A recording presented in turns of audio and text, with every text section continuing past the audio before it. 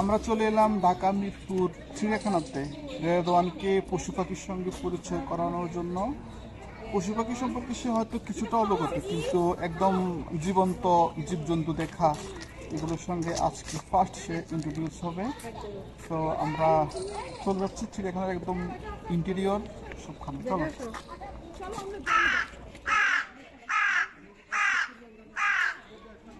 কি দেখছো তুমি, বানর? তো অন্যান্যবার আমি যখন এলাম তখন অনেকগুলো পশু পাখির সমাহার ছিল, কিন্তু এবার দেখলাম যে প্রতিটি খাঁচা একদম সুন্দর, যে এনিমেলসের সংখ্যা অতি নগণ্য। বাট নান্দনিক হয়তো ঠিক আছে, এটা মানলাম, কিন্তু মানে একটা ব্যাড স্মেল এটা সবসময় ছিল চিড়িয়াখানা, মানে একটা ব্যাড স্মেলের ব্যাপার। তো ব্যাড স্মেল থেকে বেশি দুঃসংবাদ হচ্ছে এবার কোনো পশু প্রাণী মানে লক্ষণীয় না আসলে, একদম হাতে গোনা কিছু পশু প্রাণী দেখা যাচ্ছে। বাট আমি এসেছি মূলত আমার পুত্রকে দেখানোর জন্য, এগুলো ওর যে একটা এক্সপিরিয়েন্স হবে সেগুলো লাইফের জন্য ডেফিনেটলি ওকে অনেক প্রভাবিত করবে, মূলত এই উদ্দেশ্যে আসা আর কি। কিন্তু এসে তো যতটুকু আমি এক্সপেকটেশন করেছিলাম ওকে দেখাবো জীবজন্তু, পশু প্রাণী, সাপ যোগ এগুলো, কিন্তু দুঃসংবাদ হচ্ছে একেবারেই নগণ্য। বাট ভাল লাগছে, দেখি। কিন্তু সত্যি সত্যি ভালো লাগেনি। জীবজন্তু এখন চিড়িয়াখানাতে একদম নেই। জীবনে প্রথমবার আমি চিড়িয়াখানাতে এসেছি পরিবারের সঙ্গে।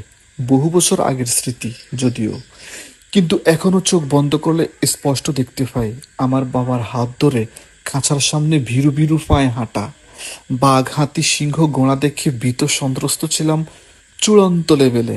বাঘের হালুম আর সিংহের হুঙ্কার, ও মাই গড! আমি তো একদম ফিরে চমকে গিয়েছিলাম। কিন্তু ছোট্ট রেদওয়ান সরাসরি এসব জীবজন্তু দেখে খুবই স্বাভাবিক। ভয়ভীতি ওকে একটুও আচ্ছন্ন করতে পারেনি। সম্ভবত সে এখন মোবাইলে প্রতিনিয়ত এসব অ্যানিমেলস দেখে দেখে যথেষ্ট অকুতোভয়। কিন্তু আমাকে একটা জিনিস ভীষণভাবে ভাবিয়ে তুলল। এই যে একই চিড়িয়াখানা, একই রকম খাঁচা, একই জীবজন্তু, একই সূর্যের আলো গায়ে মেখে কোনো একদিন জীবনে প্রথমবারের মতো আমি বাবার হাত ধরে এই একই চিড়িয়াখানা পরিদর্শন করেছিলাম। আজ আমার পুত্র ওর জীবনে প্রথমবার সেই একই চিড়িয়াখানা পরিদর্শন করছে আমার হাতটি ধরে। ভীষণ অদ্ভুত রকম সমীকরণ। পৃথিবী গোলাকার তো, এজন্য আমাদের জীবনে একই ঘটনা ঘুরে ফিরে ওই একই জায়গাতে এসে স্থির হয়ে যায়।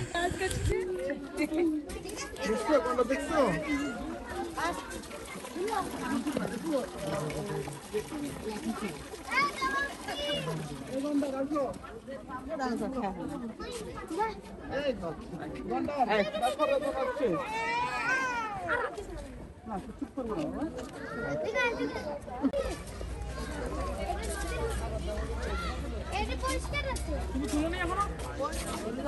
দেখো দেখো দাও, দেখো বাবু, কি গন্ডার? জলস্থি।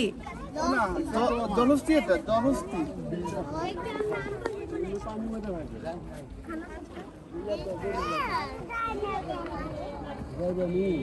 দেখছো গন্ডার? দেখছো কই গন্ডার? জলহস্তি সরি।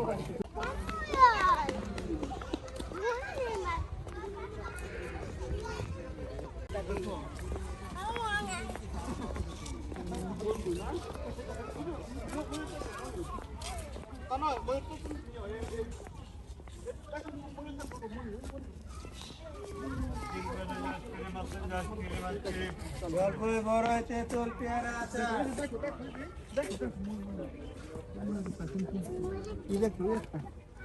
এই যে এই যে উপরে উপরে দেখছো? কি এটা? এটা কি?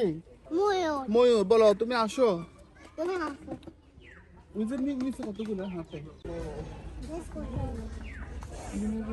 অনাসে ওটা করে। এই দাদা এর এর এর উপরে উপরে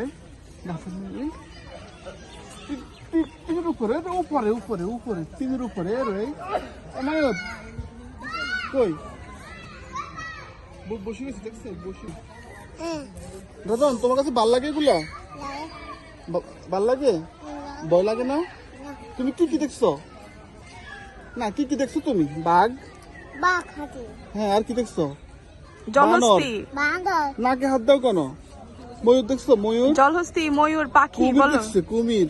কুমির আছে তোমাকে লিখে ওই যে সাপ দেখো না, সাপ। তুমি কি সাপ ভয় পাইছো? বহু পাইছি চলো আমরা আরেকটা সাপ দেখবো, আরেকটা সাপ।